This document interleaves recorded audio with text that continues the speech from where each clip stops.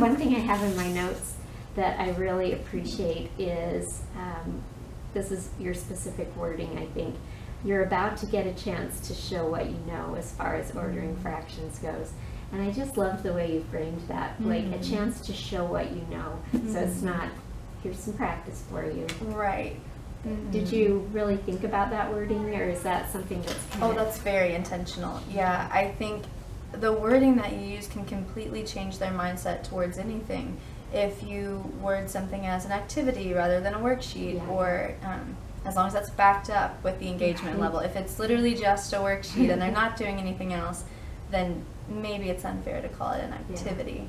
But just being able to word it in such a way that it's not, you have to do this, there's not really a why, like there has to be why with everything in the lesson. And so being able to say, I want to see what you know, this is your opportunity, I use the word opportunity a lot. And I think that's been really beneficial for them. Do you think that that kind of wording has kind of become habitual for you? Oh yes. Like you don't really have like to when think you about said it. that, I was like, I guess I did say that. That's something at this point, the show what you know especially, an opportunity, I say those very consistently with my students.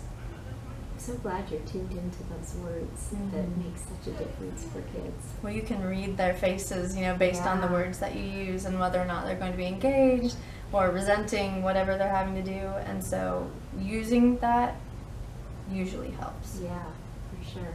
It's made me think about a book that I've probably mentioned before, Choice Words by Peter Johnston.